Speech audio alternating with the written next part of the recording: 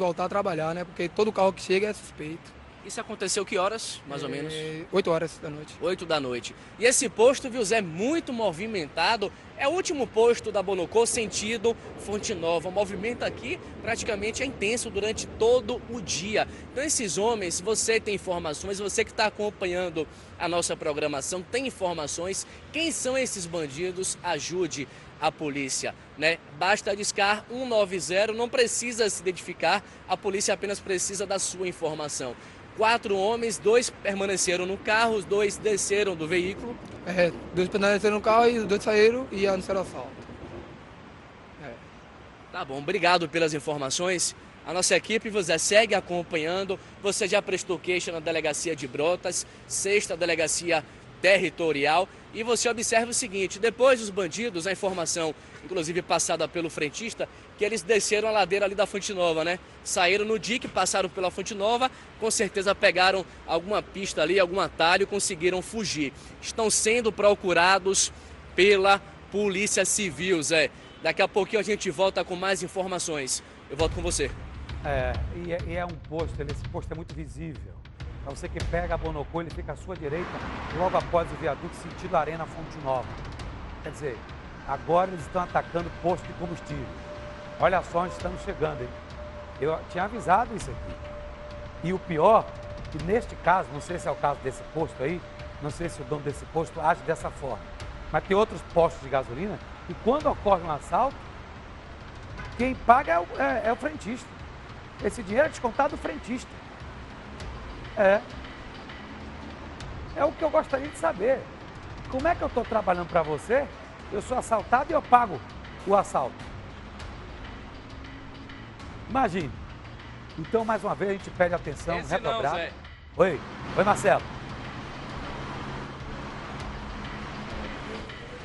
Zé, eu conversei com o frentista, ele disse o seguinte, que ele não vai pagar esse valor que foi roubado, né? O gerente já conversou com ele, viu realmente o que aconteceu e não vai ser descontado esse valor do salário. Foi um prejuízo de 420 que estava na mão dele, né? E mais R$30 de gasolina que os bandidos colocaram no carro, Zé. Ok, vamos embora aqui, vamos embora. Uma confusão entre vizinhos por causa do som alto terminou com um homem baleado na Fazenda Grande do Retiro, periferia de Salvador. É para lá que a gente vai ao vivo com o repórter Henrique Terra. Ele tem mais informações sobre isso. Como é que foi isso, Henrique? Som alto, é? Boa tarde.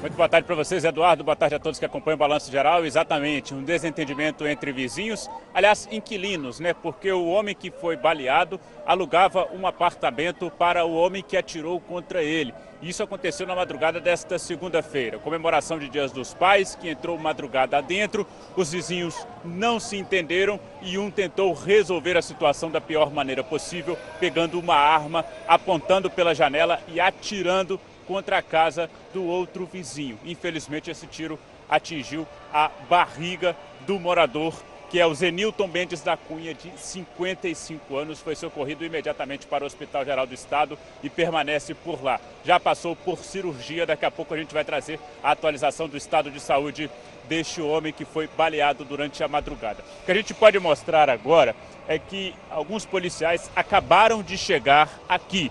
É porque durante toda a manhã a movimentação é intensa, fazendo os levantamentos, investigações em relação a este caso. Uma discussão banal entre dois vizinhos que acabou desta forma, uma tentativa de homicídio. O homem que atirou contra o Zenilton é Sátiro Souza Cerqueira Júnior. De acordo com a Polícia Civil, ele foi preso em flagrante e a arma utilizada também foi apreendida. Ele foi levado ainda durante a madrugada para a central de flagrantes, lá na Avenida ACM, e autuado em flagrante por tentativa de homicídio. Provavelmente hoje deve passar por uma audiência de custódia ou na manhã de terça-feira, para que a gente possa saber o destino jurídico deste acusado. Nós estamos vendo aí, a foto agora é da vítima. Este homem com óculos na cabeça, que é o Zenilton, que tomou esse tiro, infelizmente está no Hospital Geral do Estado. Esse aí que nós estamos vendo é o Sátiro Souza Cerqueira Júnior, de camisa azul. Um levantamento que a nossa equipe de produção fez nós encontramos que o Sátiro Souza Cerqueira Júnior seria agente penitenciário. Inclusive passou num concurso, de acordo com o Diário Oficial do Estado, no ano de 2015, e que teria tomado posse em agosto desse ano. Inclusive, a gente espera até uma confirmação por parte da Secretaria de Administração Penitenciária, a SEAP, para se confirmar a função do Sátiro Souza Cerqueira Júnior, que foi preso em flagrante, que muitas vezes pode acontecer de ser um homônimo, né? O popular xará, ter o mesmo nome, uma coincidência, mas as informações aqui de testemunhas é de que ele realmente falava para todos aqui que era agente penitenciário, o que deixa esse crime ainda um pouco mais grave, porque se trata de um funcionário público utilizando das atribuições. A arma dele foi apreendida pela Polícia Civil e se essa arma for do Estado, realmente ainda piora a situação do Sátiro Souza Cerqueira Júnior, que foi preso em flagrante. Zenilton Mendes da Cunha é dono de todo esse prédio aqui, que a gente vê. Em cima a parte residencial, embaixo tem 2 pontos comerciais. É o de cá, é o verde. Ele é proprietário, segundo informações, e estava trabalhando como motorista de aplicativo. Saiu ontem com a família para comemorar o Dia dos Pais. Ao retornar para casa já à noite, continuou a comemoração e esse vizinho, para quem ele alugava o cômodo, o Sátiro Souza Cerqueira Júnior, alugava um apartamento, não gostou, segundo ele o som estava alto e resolveu atirar contra o Zenilton Mendes da Cunha, de 55 anos. Esse tiro atingiu o abdômen, a barriga do Zenilton, e ele foi levado para o Hospital Geral do Estado. O Sátiro Souza não chegou nem a fugir, porque isso aconteceu aqui na rua Melo Moreira Filho, a principal aqui da Fazenda Grande do Retiro. Rapidamente ele foi até mesmo cercado até a chegada dos policiais militares, que encontraram ele ainda aqui no local do crime, apreenderam a arma dele também e ele foi conduzido para a central de flagrantes. Hoje pela manhã eu conversei com alguns familiares do Zenilton Mendes da Cunha.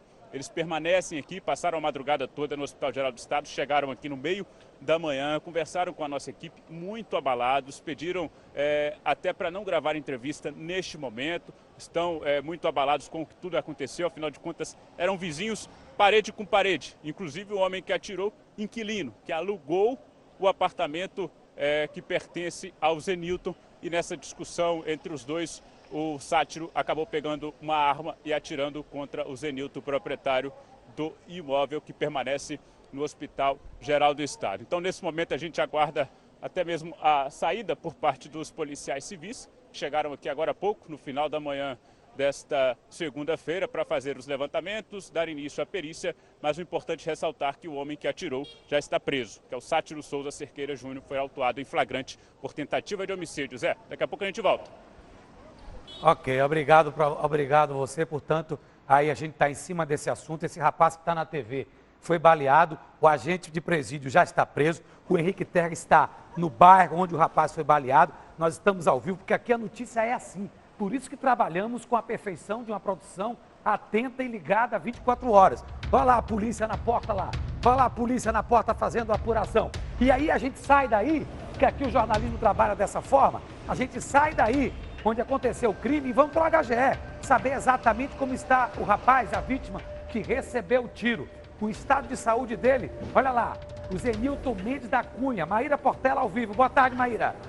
Pois é, boa tarde a todos que acompanham o Balanço Geral. Então, depois de ter sido baleado no abdômen, o Zenilton ele foi trazido aqui para o Hospital Geral do Estado. De acordo com informações da polícia, ele passou por uma cirurgia, o estado de saúde dele é estável, mas ainda não há informações de quando ele vai ter alta. Ele continua então internado em observação, se recuperando aí dessa cirurgia, e a gente segue daqui acompanhando para saber quando ele vai ter alta e também tentar contato aí com os familiares para saber como está a situação dele, como ele está se recuperando já dessa cirurgia, viu, Zé? A gente segue daqui acompanhando, mas nesse momento a informação que a gente tem aqui, o estado de saúde dele é estável, mas ele precisa continuar em observação aqui no Hospital Geral do Estado, depois de ter passado por essa cirurgia no abdômen para a retirada da bala. É com você, Zé.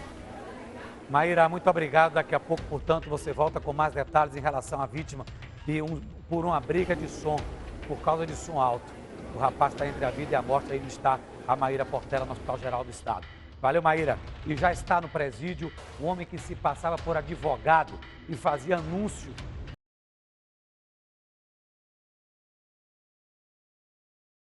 abusar sexualmente delas.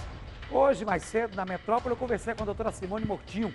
Ela me contou, gente, ele fazia isso há 30 anos, Matheus. Há 30 anos esse canalha fazia isso. Tem família, mora bem, reside em Vilas do Atlântico, escritório no Caminho das Árvores e atraía meninas de 16, 17 anos, pagava para dizer que era candidata para emprego. E olha o que acontecia. Conta para mim, Matheus, boa tarde.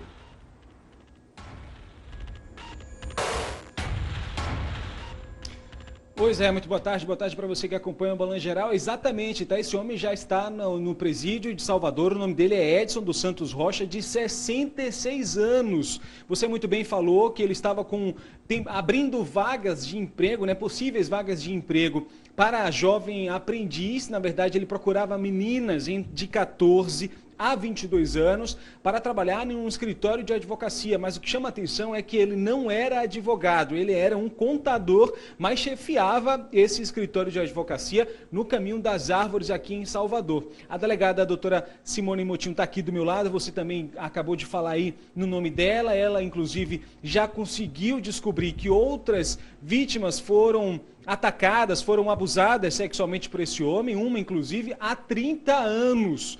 Até agora, 6 mulheres já deram queixa desse homem que usava um aplicativo na internet, aplicativo de anúncio, né, inclusive para vendas de produtos. Tem também a parte de emprego, as meninas aí atraídas, né, pelo primeiro emprego, pela primeira oportunidade e exatamente correndo atrás disso e eram vítimas do Edson dos Santos Rocha, não era isso, doutora?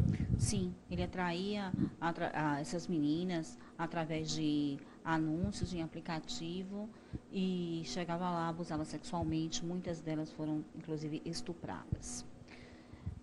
Essa investigação foi uma investigação que durou de fevereiro até aqui, e quando nós já estávamos numa fase avançada das investigações, e chamamos ele para ser interrogado, ele notou que essas investigações iriam em adiante, ele passou justamente a ameaçar as meninas que ainda conviviam com ele.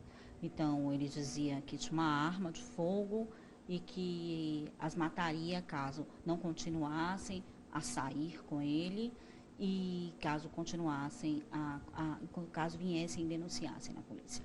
Olha, daqui a pouco, aqui ainda no Balanço Geral, vocês vão acompanhar uma entrevista exclusiva com uma das vítimas desse homem. É uma jovem de 19 anos que foi atraída exatamente pelo aplicativo, como se fosse conseguir o primeiro emprego, e na última fase da entrevista ela foi abusada sexualmente pelo Edson dos Santos Rocha, de 66 anos. Esse homem já está no presídio de Salvador, ele foi encaminhado nesse fim de semana, no sábado precisamente, está aí cumprindo o mandado de prisão preventiva, não é, doutora? Sim, ele está agora à disposição da Justiça, mas depois que a imprensa noticiou a prisão deste homem, várias outras vítimas procuraram a delegacia, inclusive uma senhora que à época tinha 17 anos, estagiou com o mesmo e foi abusada sexualmente.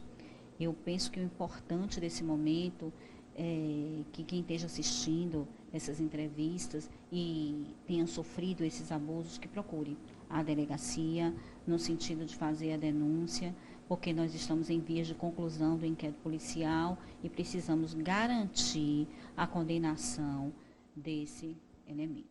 Olha, a gente vai voltar a falar desse alerta ainda, doutora, porque tem muitas mulheres e outras possíveis vítimas também que esse homem pode ter feito aí, atraídas, né, pelo aplicativo de anúncios, um aplicativo usado em todo o Brasil, conhecido em todo o país e que facilmente atrair essas meninas. Mas antes a gente vai acompanhar uma entrevista, uma reportagem, na verdade, da repórter Tarsila Alvarindo, que conta todos os detalhes dessa história, inclusive também a prisão do Edson, que é o que você vai acompanhar agora. Edson dos Santos Rocha, de 66 anos, estava sendo investigado desde fevereiro deste ano, após uma das vítimas realizar a denúncia na Delegacia Especializada de Atendimento à Mulher, em Periperi. Ele é suspeito de aliciar e estuprar mulheres que ele atraía para vagas de emprego. Segundo as investigações, Edson se passava por advogado e oferecia vagas de emprego através de um site na internet. Ele marcava as entrevistas com as candidatas e quando elas chegavam para a seleção, ele as ameaçava e estuprava. Como era uma investigação muito delicada, obviamente com um crime desse não se confessa, num lugar confinado, nós passamos a procurar testemunhas. E muitas testemunhas foram ouvidas e disseram que, além desta moça que denunciou, muitas outras moças eram atraídas através desse aplicativo para vagas de emprego e também eram abusadas sexualmente, inclusive também estupradas. Ainda segundo as investigações, no anúncio das vagas de emprego, o suspeito exigia que as candidatas tivessem entre 14 e 22 anos. No momento em que foi preso no escritório que mantinha na Avenida ACM, em Salvador, ele estava em companhia de 3 funcionárias, 2 delas menores de idade. Tinham o mesmo tipo físico, né? Então, essas moças prestaram depoimentos, tudo que tange as adolescentes fica em segredo de justiça, mas a maior, de forma clara, narrou todos os constrangimentos sofridos, inclusive que todas elas estavam sendo ameaçadas, caso contassem de todo o abuso sexual, inclusive estupros sofridos. Além do crime de estupro, Edson é acusado por outros crimes. Ele teve a prisão preventiva decretada e segue à disposição da Justiça. Também responderá por crimes de condição à redução análoga de escravo, estupro, por crime de assédio sexual, por crime de estelionato sexual, também por crime de ameaça, além de corrupção de menores. Pois é, olha aí essa situação, eu vi. Aí a situação, 12h13 na Bahia. Deixa eu chamar aí mais uma vez o Matheus Borges. Matheus, ele já está preso, ele já desceu. A polícia fez um belo trabalho, acredito eu, que eu entrevistei a delegada, desde março. Olha a cara dele aí. Desde março, depois do carnaval, que vinha trabalhando em cima dele. Mas há 30 anos ele fazia isso aí, né? A polícia nem calcula quantas mulheres passaram pela mão desse cara. Ele já desceu para a cadeia aí, né? Ele lembra muito aquele João de Deus, sabe? Igualzinho, a história é igual, daquele canalha lá de Goiás.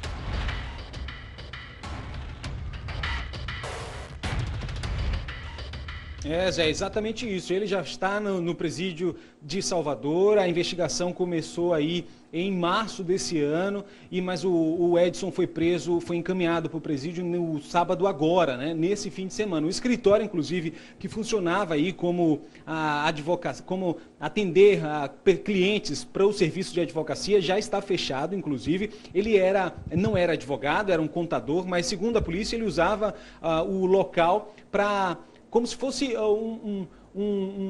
atender outras pessoas, abrir espaço para os outros advogados para que eles pudessem trabalhar no mesmo espaço. Hoje é conhecido como cowork, isso é um termo novo, mas aí sim as pessoas podem chegar lá, alugar a sala, digamos assim, não é, doutora? E começaram a trabalhar.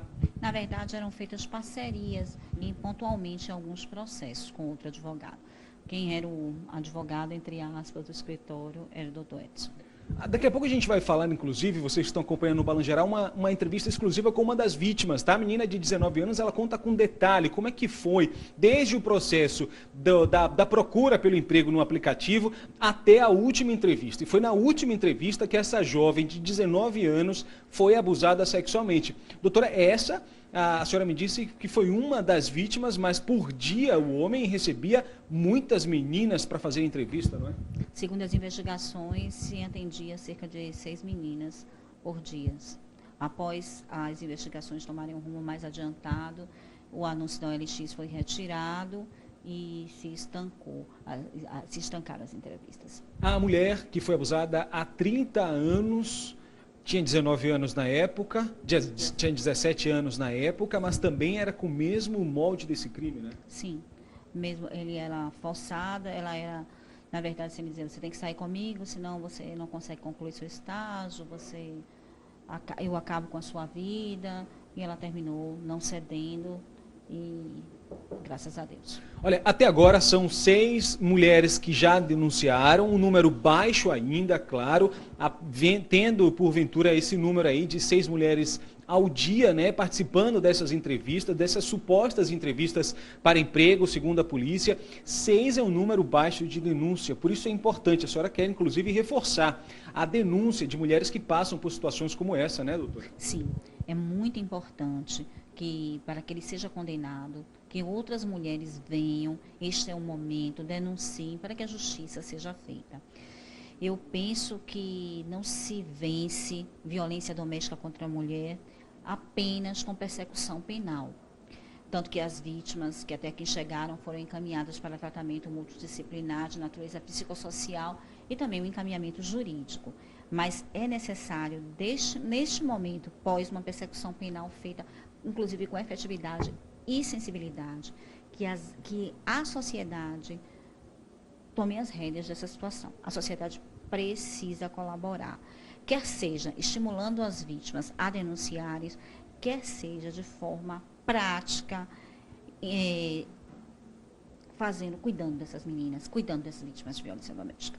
Tá bom. Doutora Simone Moutinho, delegada da Delegacia aqui da Mulher. Doutora, muito obrigado, tá? Agora, daqui a pouco, a gente vai mostrar aqui no Balanço a entrevista exclusiva dessa vítima, né? Uma das vítimas de 19 anos, que foi abusada sexualmente por esse falso advogado, assim a gente pode chamar ele, doutora? Contador, falso advogado? Sim, pode ser chamado. Bom, daqui a pouco então a gente vai acompanhar essa entrevista aqui no Balanço. Zé. Ok, portanto, 12h17, é como disse a delegada mais cedo conversando comigo, agora aí com o Matheus Borges, é inacreditável como esse homem conseguiu fazer isso durante tanto tempo. Inacreditável, 30 anos, sabe? Ele atraía as meninas, botava anúncio nos jornais, 16, 17 anos de idade, emprego, e as meninas iam. Tudo fachada, não era advogado coisíssima alguma. E quando chegava lá, ele assediava, ele bulia, né? Não me venham dizer que é psicopata. Não me venham dizer. Não me venham dizer. Não me venham dizer que é doente. 66 anos de idade. Estupro. Violência sexual. Abuso sexual. Ele está enquadrado aí em vários crimes. Então, se você conhece esse sujeito, vá na delegacia o mais rápido possível. Agora eu converso com a repórter Maíra Portela com mais calma. 7 pessoas ficaram feridas, Maíra, num acidente entre uma ambulância do SAMU e um carro de passeio e uma moto. Um policial militar provocou a batida, é isso? Olha, Zé, foi isso sim, um acidente impressionante, viu? O Tiago Araújo da Cruz, ele voltava do trabalho, trabalha como garçom, estava voltando, passando pela Avenida Tancredo Neves, quando foi fechado por um carro. O SAMU foi chamado e foi prestar o atendimento ao Tiago. Quando ele estava dentro da ambulância recebendo o atendimento, o carro de passeio então bateu na ambulância. A gente está vendo aí esse carro de passeio aí vermelho que bateu no fundo da ambulância. 4 pessoas que estavam dentro da ambulância, dentre elas o Tiago, ficaram feridas e 3 pessoas que estavam no carro de passeio. O motorista e mais 2 passageiros que estavam aí no carro de passeio. A gente vê aí nas imagens a forma como ficou o fundo da ambulância, bastante danificado. E então a maioria desses passageiros foi trazida aqui para o Hospital Geral do Estado. Na manhã de hoje a gente teve uma atualização de que o PM, o Márcio Santos Conceição, que é lotado na Rondesp, até pela manhã estava internado ainda numa clínica particular. Já o Tiago e uma técnica de enfermagem que estavam na ambulância, eles estão aqui no Hospital Geral do Estado aguardando para fazer uma cirurgia. O Tiago, uma cirurgia no ombro que ele quebrou depois do impacto da batida aí do carro de passeio, e a técnica de enfermagem, uma cirurgia no joelho, também depois dessa batida aí que a ambulância recebeu do carro de passeio. A repórter Iula Braga acompanhou toda a movimentação deste acidente que aconteceu na madrugada de domingo e a gente confere agora na reportagem. Na frente do Hospital Geral do Estado, a mãe de uma das vítimas ainda tentava se recuperar do susto da notícia de que o filho tinha sido vítima de 2 acidentes de trânsito. O susto foi grande, mas é importante que está com vida, né? O filho dela, Tiago Araújo da Cruz, de 23 anos, voltava do restaurante onde trabalha como garçom. A moto que ele pilotava foi fechada por um carro e enquanto ele estava em atendimento dentro do SAMU, a ambulância foi atingida por um carro. Ele queria fazer uma cirurgia na cavícula, que quebrou a cavícula e teve um corte nas costas. E dizem que é daqui a 2 semanas para fazer essa cirurgia na cavícula. Vamos ver, né? O que vai acontecer agora. Tudo aconteceu na madrugada deste domingo, na Avenida Tancredo Neves. Quando o SAMU parou para prestar atendimento a Tiago, já vinha de uma outra ocorrência. 4 pessoas estavam na ambulância no momento em que ela foi atingida pelo carro de passeio. O próprio Tiago, a técnica de enfermagem Eliette Oliveira e o primeiro paciente com o acompanhante. Todos ficaram feridos. A Secretaria Municipal da Saúde confirmou o fato e disse que as 3 pessoas que estavam no carro de passeio também ficaram machucadas. A maioria delas foi trazida aqui para o Hospital Geral do Estado. A gente não tem informações precisas do estado de saúde delas, mas por aqui a gente chegou a saber que algumas das vítimas foram arremessadas dos veículos no momento do impacto da batida. Há informações de que o motorista do carro, que também está internado, é um policial militar. Ele estaria em alta velocidade e teria feito uso de bebida alcoólica antes de dirigir. Durante todo o domingo, foi intensa a movimentação de PMs na unidade de saúde. E olha, Zé, hoje pela manhã a Polícia Militar confirmou que o PM Márcio Santos Conceição, era ele sim que dirigia esse carro e que se envolveu no acidente. A Corregedoria da Polícia Militar está apurando os fatos, assim como a Polícia Civil também está investigando, até porque algumas testemunhas disseram que o PM estava em alta velocidade e teria ingerido bebida alcoólica antes de dirigir e aí acabou se envolvendo neste acidente. A gente acompanha agora outra reportagem sobre este caso, porque em 2016 esse mesmo policial se envolveu em um acidente de trânsito e uma pessoa morreu.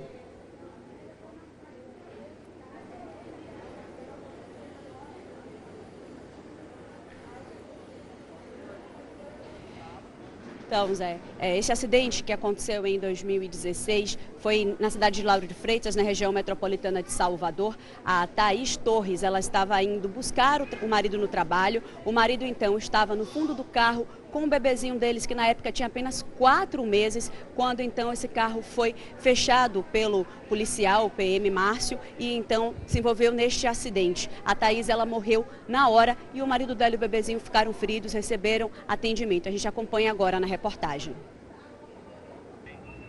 O acidente envolvendo uma ambulância do SAMU na madrugada do último domingo foi provocado pelo motorista deste carro vermelho.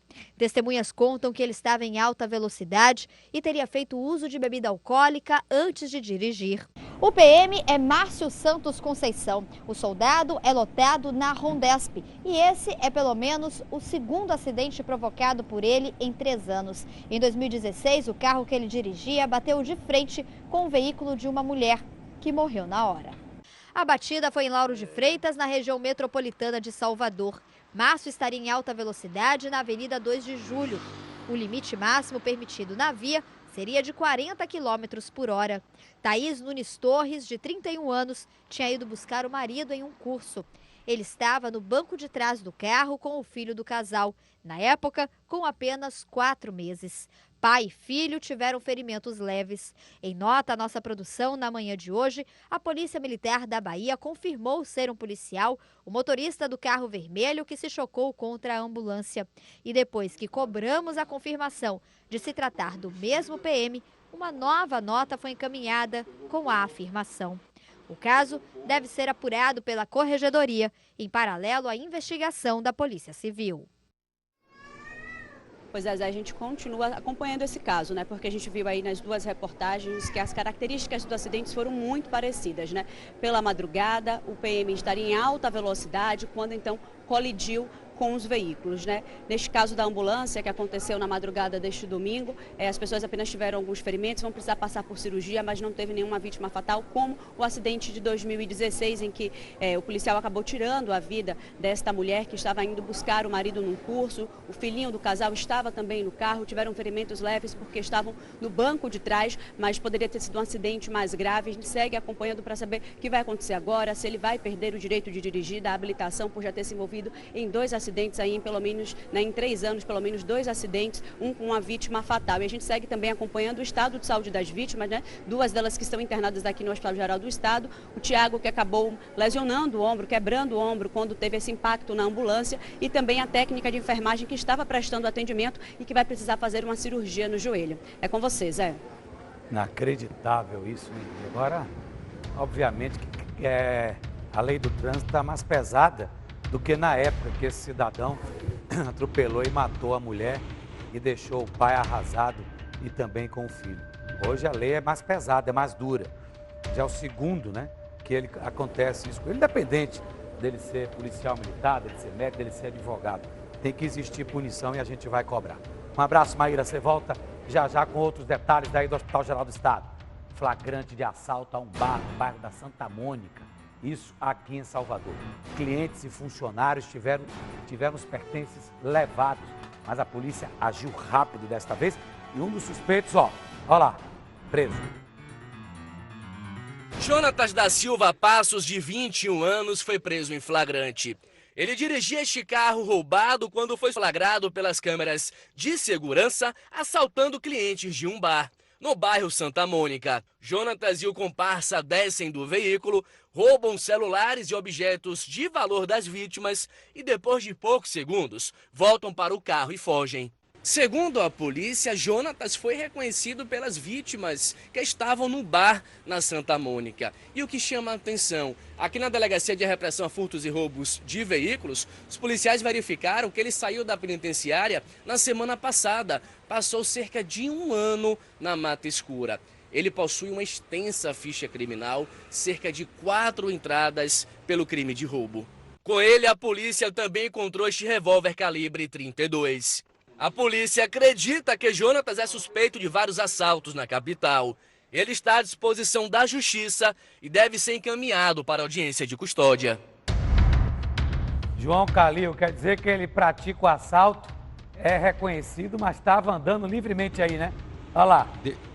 Boa tarde para Boa você, tarde, Zé. cara. Depois de 1 ano na penitenciária, voltou com todo o gás. Saiu na semana passada já praticando outro roubo, usando da violência, a violência da intimidação, já com um carro roubado. Isso foi em Santa Mônica, câmera de segurança. Observe esse rapaz de camisa verde, ele é um cliente do restaurante aí, um bar na frente. Aí esse de camisa amarela é o assaltante. Ele invade, o rapaz que está de camisa verde se senta, o outro bandido vai atrás e aí eles fazem a limpeza. Foram reconhecidos através da câmera de segurança e reconhecidos os dois pelos clientes deste restaurante. Agora, a gente espera que depois dele ter cumprido 1 ano de prisão na penitenciária, também por roubo, que ele continue mais tempo na penitenciária para ver se dessa vez aprende que o roubo não compensa. Mas ele continua assaltando. Não aprendeu a lição da primeira, então vai ter a segunda chance para ficar dentro da cadeia, pensando nas besteiras que vinha fazendo do lado de fora. E a gente espera que dessa vez ele tenha consciência dos assaltos que vem cometendo e do terror que vem praticando na população. Como disse o Marcelo Castro aí, sempre bem informado, ele é suspeito de ter praticado vários assaltos em Salvador, não só em Santa Mônica, em todos os bairros onde ele e os comparsas achem facilitação, estão cometendo crimes, Pois é. Valeu, Calil. 12h30 na Bahia. Bandidos arrombaram esta madrugada um caixa eletrônico dentro da Feira de São Joaquim, no bairro da Calçada, acredito. As fitas de isolamento foram colocadas pela administração da Feira de São Joaquim, enquanto a Polícia Civil não chegava para realizar a perícia. Ao lado do caixa eletrônico destruído, o principal equipamento usado pelos criminosos, um maçarico enorme. De acordo com as primeiras informações, 6 bandidos invadiram aqui a parte nova da Feira de São Joaquim durante a madrugada. Eles teriam amarrado um segurança enquanto agiam. Com esse maçarico, os criminosos conseguiram queimar e cortar a parte da frente desse caixa eletrônico, onde ficam tela e teclado, que foi parar ali do outro lado. Na sequência, possivelmente, eles utilizaram esse extintor de incêndio para esfriar e conseguir remover o material. Ao fundo, há também uma marreta, faca e luvas, tudo deixado pelos criminosos que conseguiram fugir. No local, há 2 câmeras de segurança. No entanto, elas pertencem a uma loja e não à feira, motivo pelo qual não estão direcionadas ao caixa. De acordo com este carregador, um grupo de seguranças trabalha na feira durante a madrugada. Eles costumam vigiar os portões de acesso e também circulam pelo local. Ficam em uns pontos, tipo, cada um tem um seu setor para poder ficar. Mas sempre chega, sai para ver a feira como tá, que tem muitas pessoas que circulam na feira, né, que moram aqui na feira praticamente. Tem muitas pessoas que ficam na feira, moram aqui, aí sempre tem uns que dão uma circulada na feira para poder ver a fiscalização da feira. A poucos metros do caixa eletrônico atingido, há outro que não foi alvo da ação. De acordo com os feirantes e frequentadores, nunca aconteceu nada parecido na feira. Tomei um susto quando vi o prejuízo. Eu nunca tinha visto, não. Com a área isolada, alguns feirantes ficaram impedidos de trabalhar nesta segunda. Está tudo interditado só para esperar chegar terça-feira para normalizar a situação, né? E nisso quem fica no prejuízo é os comerciantes que vêm ganhar o pão, vêm trabalhar e infelizmente foram todo mundo para casa sem dinheiro. Ainda não há informações se os bandidos conseguiram levar alguma quantia em dinheiro. João Calil, dentro da feira de São Joaquim, e a informação é que não levaram grana. Mas aí já vai se pensar duas vezes se é vantagem ou não botar um caixa eletrônico, hein, Calil? Observe também, Zé, a logística. Essa imagem aí, em frente ao caixa, aí é o cilindro. Esse equipamento aí é o cilindro aonde sai o produto para o maçarico fazer o corte. Observe que eles utilizaram marreta. Esse cilindro que a gente viu aí na imagem é muito pesado, então utilizaram um veículo talvez um utilitário, e utilizaram também um maçarico. Usaram os extintores justamente porque o maçarico está cortando, está produzindo fogo, então eles têm ali o extintor para evitar que o incêndio se propague. A ousadia dos bandidos foi muito grande, de madrugada. Crime que foi arquitetado dias antes, fizeram a movimentação, fizeram o mapeamento do local, sabiam que só iam encontrar um segurança, provavelmente segurança não trabalha armado. Os bandidos chegaram na calada da madrugada, entraram tranquilamente, estacionaram o veículo, renderam e amarraram um vigilante, utilizaram esse cilindro, pegaram o maçarico e fizeram um corte. Agora, Zé está confirmando aí que todo esse serviço acabou não valendo a pena para a bandidagem, porque nenhum dinheiro foi levado, ou seja, estava desabastecido. Agora, Zé, você tem razão. Hoje, você não acha, por exemplo, antigamente era fácil você encontrar um caixa eletrônico em um mercadinho, em posto de gasolina, nas áreas de conveniência. Hoje é uma raridade você encontrar um equipamento como esse aí para sacar o seu dinheiro. Então, dessa vez o bandido não se deu bem. Gastou, porque tudo isso aí custa dinheiro, causou um prejuízo para o banco, mas a grana não foi levada porque não tinha no caixa, Zé. Ok. Meio-dia e 33. Meio-dia e 33. Meio-dia e 33, você está na Record TV Itapuã. Em média, 6 ônibus são assaltados por dia em Salvador. A insegurança dentro dos coletivos tem deixado passageiros e rodoviários apreensivos. Tem sido cada vez mais difícil andar de ônibus na capital baiana. Os constantes assaltos têm deixado a população em pânico. Um sofrimento para quem depende do transporte público e não tem outra alternativa, a não ser correr riscos diariamente. Este rodoviário, que prefere não mostrar o rosto, reclama da falta de segurança e faz o que pode para se livrar dos assaltantes. Deveria ter uma segurança maior, porque a responsabilidade da segurança é com o Estado, né? Deveria ser tomada alguma providência. Os assaltos a ônibus são registrados aqui no GERC. Em média, cerca de 6 coletivos são roubados por dia na capital baiana. Na maioria das vezes, os passageiros, que são as vítimas, nem comparecem na delegacia, apenas os rodoviários. Para o diretor de comunicação do Sindicato dos Rodoviários, é necessário uma ação mais enérgica da polícia no combate a esse tipo de crime. A segurança pública está um pouco atrasada nesse processo, porque os modus operandi dos meliantes estão muito na frente. No Bonocô ali é claro, é fácil, é factível ver que ele rouba de um lado, passa para o outro.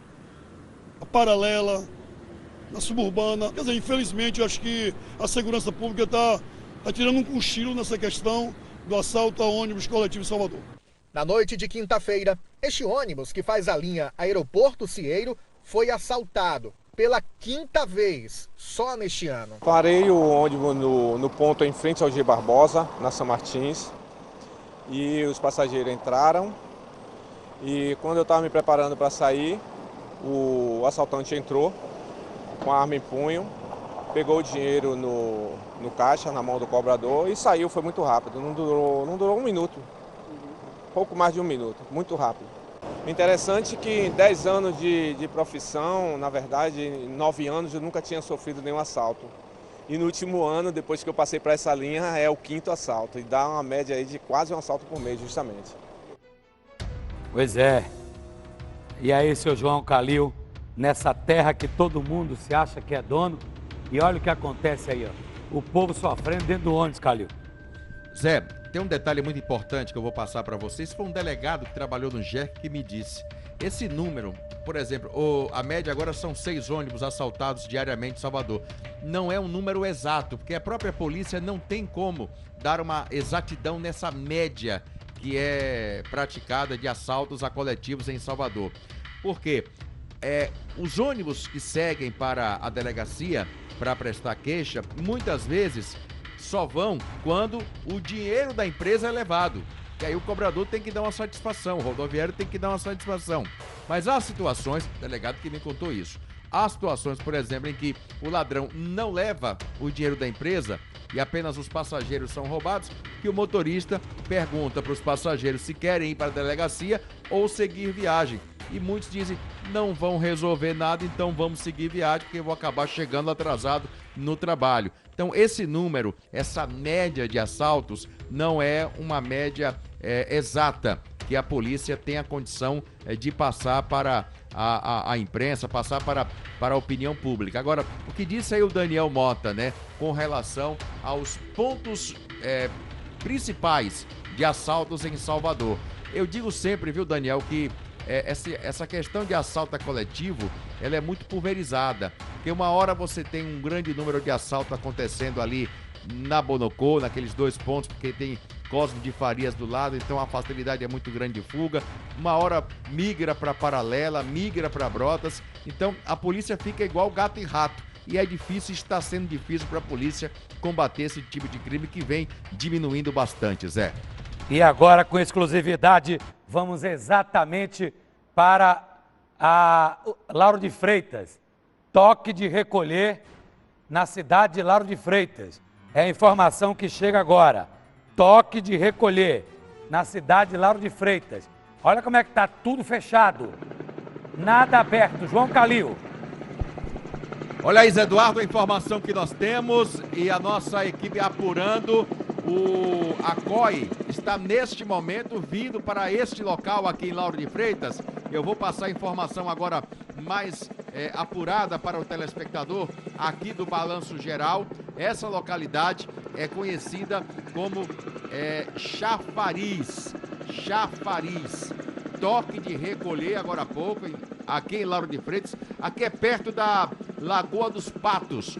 E a informação é de que um traficante acabou sendo morto em confronto com a polícia e os bandidos resolveram então determinar toque de recolher. E você já observa que alguns estabelecimentos estão fechados, como essa churrascaria que tradicionalmente neste horário deveria estar aberta vendendo o almoço para a clientela. Você vê que a porta está fechada. Tem também aí essa lanchonete também fechada. Então a situação está confirmada pelo que a gente pode observar através dos vários pontos comerciais que nesses minutos que nós estamos aqui conseguimos observar. Agora a polícia já está a caminho para dar tranquilidade ao comerciante, porque hoje, se não abrir, é prejuízo na certa para o comerciante. A população refém destes criminosos que determinaram o fechamento dos estabelecimentos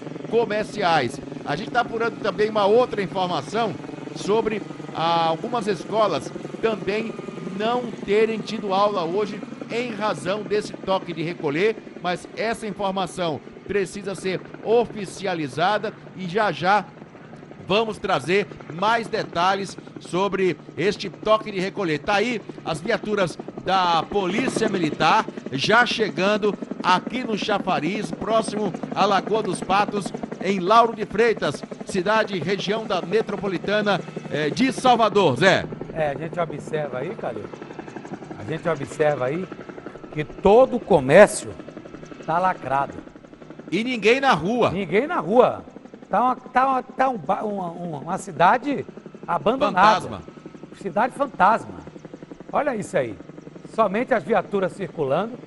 É neste bairro só, em toda Lauro de Freitas.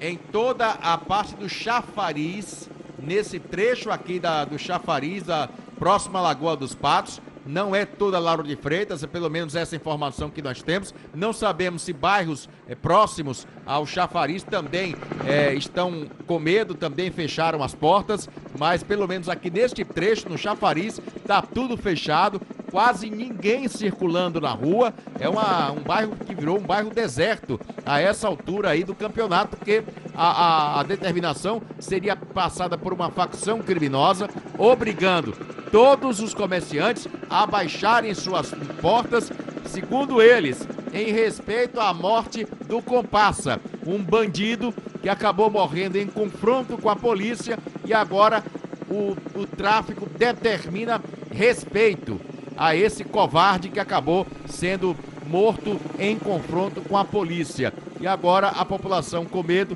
evita muitos até sair de casa por causa justamente dessa determinação dessa facção criminosa. Mas a polícia acaba de chegar, você vê que os policiais militares estão fazendo uma ronda pelo local, observando, mapeando o local. A informação que eu tenho também é de que a COI está neste momento também se dirigindo aqui. Poderemos ter a Patamo já também trabalhando, a polícia de choque, para identificar e prender. A informação que nós temos é que os bandidos passaram motorizados e muita conversa também através de áudios mandados pelos aplicativos do telefone celular de comerciantes e moradores aqui do Chafariz, em Lauro de Freitas, Pois é, nós estamos ao vivo.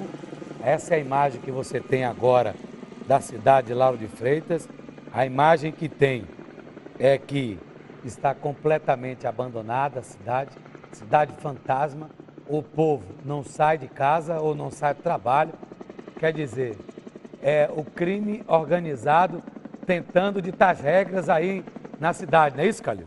Exatamente, é esse o raciocínio. É o crime organizado tentando determinar o que tem que ser feito pela população de bem. Os bandidos querendo ditar as regras, mas a polícia está aí justamente para não deixar isso acontecer. Então a população precisa confiar na polícia, confiar no policiamento. A polícia garante dar segurança à população. A gente sabe que existe hoje também um receio, porque a polícia não pode estar 24 horas no local, mas os comerciantes têm essa garantia por parte da Polícia Militar, também da própria Polícia Civil, e que já deve começar a investigação até para descobrir de onde partiram esses áudios, quem são esses criminosos que determinaram essa apreensão, essa apreensão e esse toque de recolher aqui na localidade de Lauro de Freitas, aqui no Chafariz,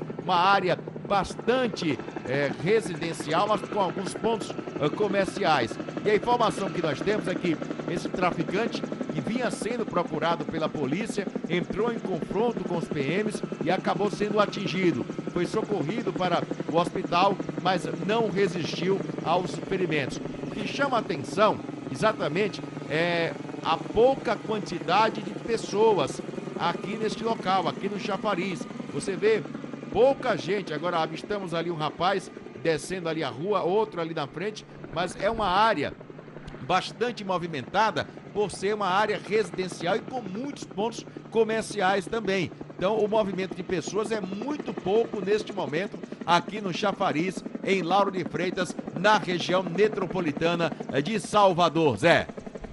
Pois é, portanto, É isso aí. É essa situação que a gente está mostrando. Você não pode ter a ideia do que significa isso. Isso é um tapa na cara da sociedade. É querer ser mais valente e tomar as rédeas de uma cidade. Mas existe a polícia. Pelo menos nós estamos mostrando aí. A polícia está dentro de Lauro de Freitas, garantindo a ordem. Mas o repórter Marcelo Castro está chegando lá na cidade para mostrar que a situação vai se normalizar, assim a gente espera. Porque olha a quantidade, gente. Olha a quantidade de apenas viaturas e a cidade deserta. Não tem ninguém. Agora sim sai um policial aí. Alô, Calil! Alô, Calil! Desembarcaram aqui os policiais militares. Momento de tensão agora aqui nesta rua. O policial saiu com a arma em posição e ali entrou numa casa. Vamos dar uma girada aqui no nosso helicóptero. Tem um outro policial aqui posicionado na porta desta casa. Quando a polícia vai, ela vai certa. E ali parece que encontraram alguma coisa interessante. Vamos virar aqui, girar a nossa câmera do helicóptero da Record TV Itapuã para mostrar no detalhe para o telespectador do Balanço Geral. Você que está chegando agora ao vivo, 12h47, toque de recolher no Chafariz, aqui na cidade de Lauro de Freitas, em razão da morte de um traficante que vinha aterrorizando o bairro. E agora a Polícia Militar recebeu a informação, lojas fechadas. Olha aí, no detalhe, este carro que estava aqui parado, um homem acabou sendo abordado e ali ele conversa com o policial. Está ali sendo observado alguma coisa que caiu no chão ali, o policial busca ver o que é, e o homem que estava na porta desta residência, agora ele é orientado a abrir o porta-malas, ele gesticula para os 5 policiais militares que estão ali, e ali os policiais observam para ver o que é que tem na mala.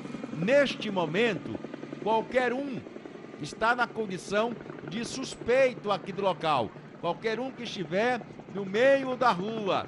E a polícia, então, justamente quer dar essa garantia de segurança para os moradores, na tentativa de localizar e prender os responsáveis por essa facção criminosa que estão determinando as regras para os moradores e comerciantes aqui do bairro, aqui nessa localidade conhecida como Chafariz, na região metropolitana de Salvador, na cidade de Lauro de Freitas. Observe que o veículo que estava numa situação suspeita para a visão dos policiais, as portas foram abertas e ali os policiais começam a vistoriar tudo deste homem que estava parado neste local e que a polícia acabou fazendo ali a ação, a operação e a abordagem a este homem. Mas parece que até agora, pelo menos no visual, tá tudo tranquilo e o rapaz deve ser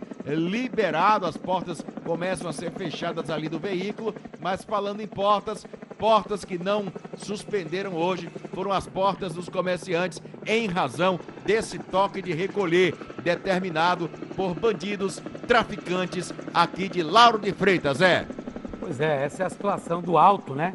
Essa imagem aérea, do nosso helicóptero Águia Dourada, dá para a gente ter uma ideia como a cidade está deserta, principalmente próximo aí à Lagoa dos Patos. A gente está tentando falar com o comando geral aí da área de Lauro de Freitas para que ele nos dê mais informações e que tipo de procedimento a Polícia Militar vai ter que fazer aí para garantir a ordem e também a tranquilidade dos moradores aí de Lauro de Freitas. O repórter Marcelo Castro está chegando, vai chegar com todas as informações e a gente só está esperando a chamada do nosso repórter. Falar em repórter, Jorge Araújo voltou ao bairro de São Marcos para tentar resolver uma confusão entre vizinhos. O que é que aconteceu? Os moradores reclamam de uma mulher que cria centenas de cachorros. Nossa. Olha, tá pedindo para só soltar os cachorros aí, que tá uma confusão terrível. Uma agonia. São mais de 50 cachorros aí dentro, eu vim aqui para ajudar. Bora lá, cadê o pessoal aqui que ligaram pra gente? Você quer falar, irmão? Eu sou morador, moro aqui não, mas eu acho que já pra mim já é perseguição, porque quantas pessoas falaram dela ali na reportagem passada, ninguém tem moral pra dizer dela não, porque se for ver a história de cada um deles, que pode se muito bem ajudar ela, mas ninguém ajuda, só sabe criticar. Ela trouxe mais cachorro. É uma situação complicada, porque para quem mora aqui, para quem é vizinho, tá sofrendo, né? Porque é o latido aí a noite toda, uma confusão terrível. Achávamos que não melhorou nada. Que essa situação já tinha sido resolvida, mas nada foi resolvido. Nada foi resolvido. Tá chegando cachorro mais doente, que hoje de manhã ela estava com o cachorro aqui, cuidando do cachorro doente aqui. Mas cachorro. E atenção, vamos voltar a falar com o Henrique Terra. Uma confusão entre vizinhos terminou com um homem baleado no bairro da Fazenda Grande do Retiro. O acusado é um agente penitenciário que já desceu para a cadeia. Henrique.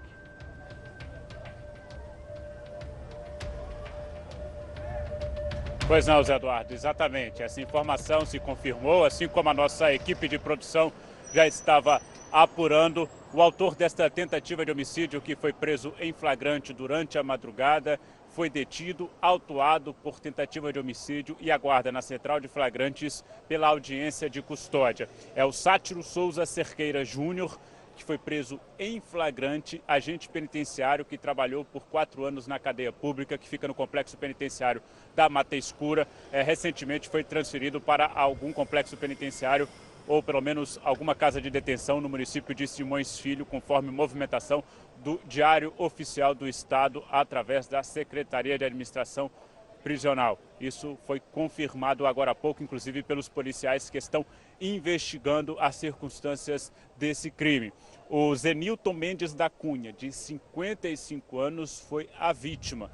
Ele recebeu esse tiro na barriga durante a madrugada, foi socorrido imediatamente para o Hospital Geral do Estado e permanece lá. De acordo com a família, ele passou por cirurgia, mas ainda não temos a confirmação desse momento do estado de saúde dele. Mas tudo indica que ele está fora de perigo. Afinal de contas, a esposa dele e os demais familiares estão aqui, na casa onde eles moram, na Fazenda Grande do Retiro, onde tudo aconteceu, na rua Melo Moraes Filho, a principal da Fazenda Grande do Retiro. Fica bem aqui no largo, ao lado da empresa gráfica da Bahia. Isso teria acontecido durante a madrugada, uma festa de Dia dos Pais que se prolongou.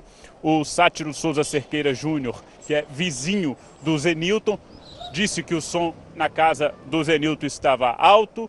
Começaram a discutir, pede para baixar o som.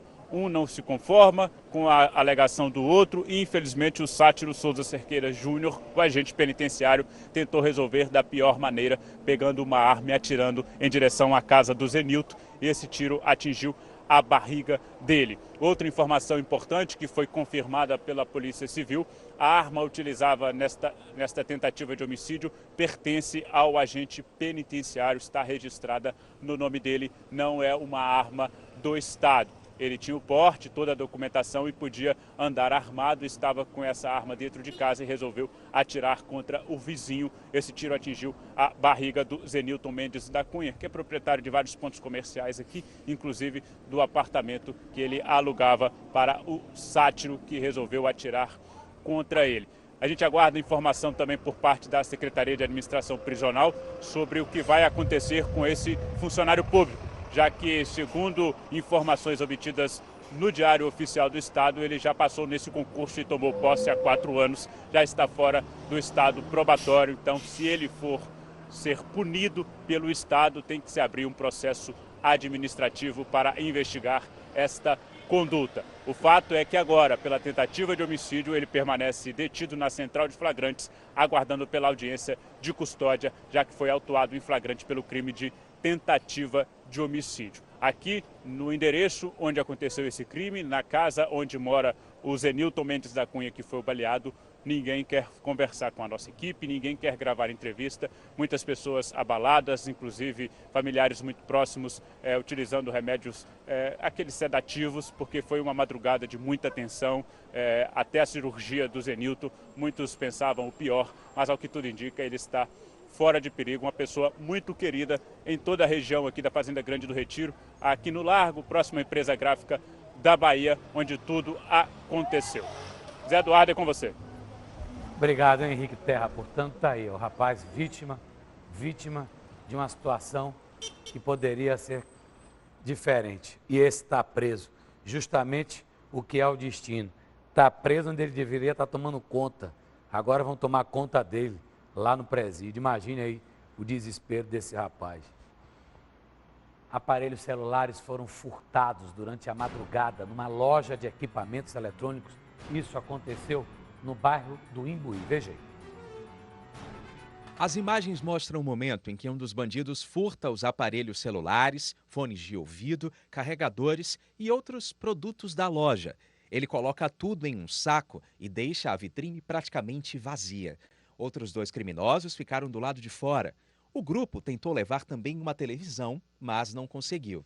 As câmeras registraram apenas parte da ação. Isso porque, após alguns minutos, os bandidos danificaram o circuito de segurança. É por isso que, quando um dos criminosos veio para esta sala aqui no fundo, não houve nenhum registro. Lá dentro estavam celulares de clientes. Levaram bastante mercadorias, né? Você vê até mesmo pelo vídeo aí.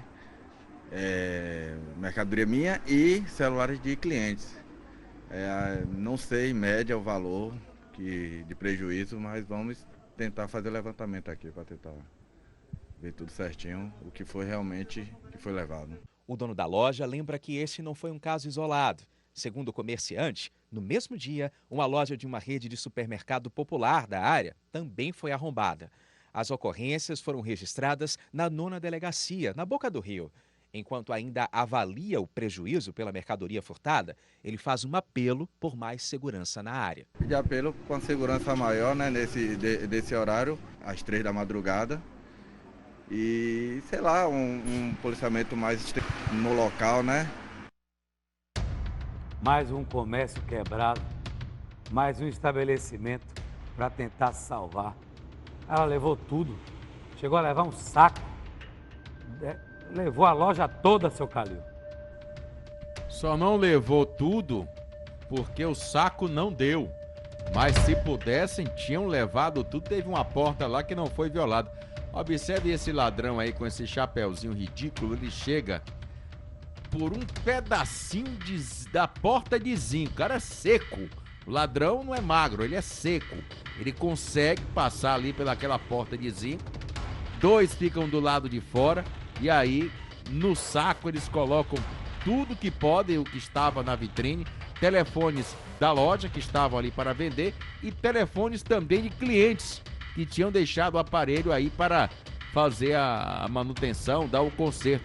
E esses criminosos levaram tudo. É mais uma loja, conforme o Zé Eduardo disse, que é arrombada pelos criminosos. Aliás, no mesmo dia, uma loja também, um supermercado, também foi arrombado. A 39ª Companhia Independente de Polícia Militar disse que vai intensificar o policiamento no bairro. Zé. Vamos lá pro recado, eu volto. Atenção, Salvador! O Cemitério Memorial Vale da Saudade está prestes a entregar a sua 4ª unidade, desta vez na região metropolitana de Campina Grande, na Paraíba. Com a entrega desta 4ª unidade, o Cemitério Memorial Vale da Saudade se torna uma referência no Nordeste. Por assim ser, lançamos para todas as unidades a promoção Comprou, Ganhou. Você vai escolher uma de nossas coberturas e vai levar um brinde na hora, que pode ser um ferro de passar, um liquidificador, um ventilador e muito mais. Ligue agora, 0800 591 0575. Fale no nome dessa emissora de TV e não pague os R$200 de adesão. E lembre-se, comprou, leva o brinde na hora. Eu estou falando do direito de uso de ossuários, serviço funerário completo,